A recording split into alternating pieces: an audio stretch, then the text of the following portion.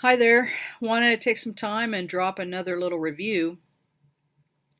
I actually think this book is going to be our next featured book on the potato read. So I think this is the one that we're going to read after we finish the current Odd Thomas by Dean Koontz. This book is called Stones from the River. It's by Ursula Hegi. Last name is Hegi. Ursula, Ursula.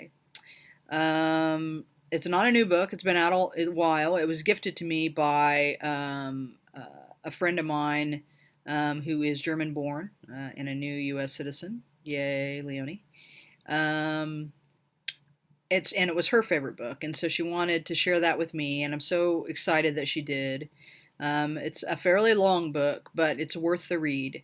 So let me just tell you, the book is it's kind of intriguing for a couple of reasons. So it takes place in a made up German town in Germany, and uh, it kind of tells the story of this in this town that's kind of after World War One. It's kind of in the aftermath of World War One.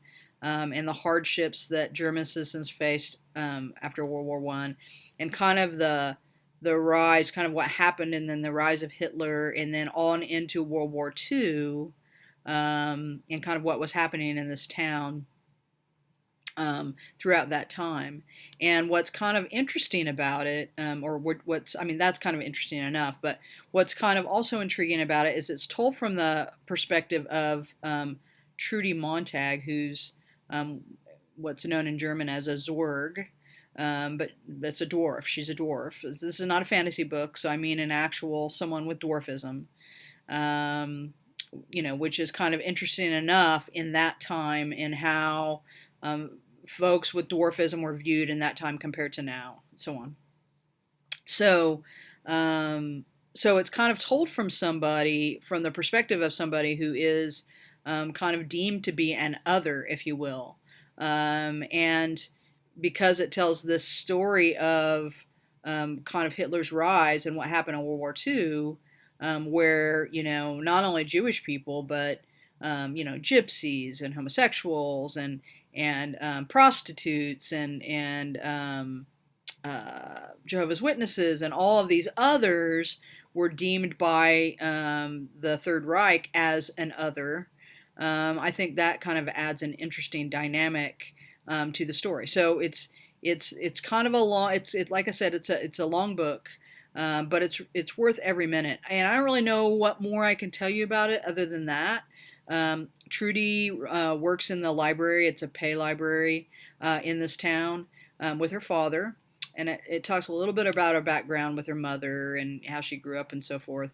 But for the most part, it kind of ramps up and then goes through the into the onset of World War II and Hitler's rise, and as we see what kind of happens to um, her neighbors, the people that live in this town that she's known all her life, both the folks, the Jewish folks that are harassed at first, and then after that, obviously dehumanized and then captured and taken away. But also to the people she's always known as good people, um, and how kind of a true colors sort of thing, how people respond in that kind of world. I found it really interesting read, especially this year. Um, I think a lot of times we make judgments about, kind of in a hindsight way, we make judgments about people who lived in Germany during the Holocaust. And I mean, I don't think anyone argues that the Holocaust was a horrible thing. But doesn't even compare to what I'm probably going to compare it to. But we've got children being caged in this country in a variety of different places that are being kept in not such so great humane conditions in the middle of a pandemic. So while we may judge and say, well, if I was there, you know, this is what I would have done. I don't know that a regular citizen was all that empowered to do anything or do much about the atrocities in Germany. And if we look at, you know, at least probably half of us are in this country, I would like to think more, don't believe that children should be put in cages like animals, but we're doing it. I don't really know how to fix that when your government is doing this. How do you fix that? So, kind of with that in mind, too, I think this is kind of a timely story to read. Anyway, it's a 5-star book for me. It's not an easy book always to read, but I found it to be a fascinating read. So again, Stones from the River, Ursula Hegi. I think this is going to be the next book we read. So if you want to get it in advance and read a little ahead, and then you can kind of follow along when we read it after we finish Odd Thomas. Anyway, I've got a link in the caption for it. It's affiliate link, so I do get a little something if you buy it that way. But again, like I always say, I don't care if you buy it at Amazon. You can buy it at your local bookstore. I'm a big fan of supporting local bookstores. If you can't afford to buy the book and support the author, then get it at the library. That's what libraries are for. I use the library liberally here in my town. And I encourage everyone to do so. If it wasn't for the library system, I probably wouldn't be a reader today, honestly. So get out, get it.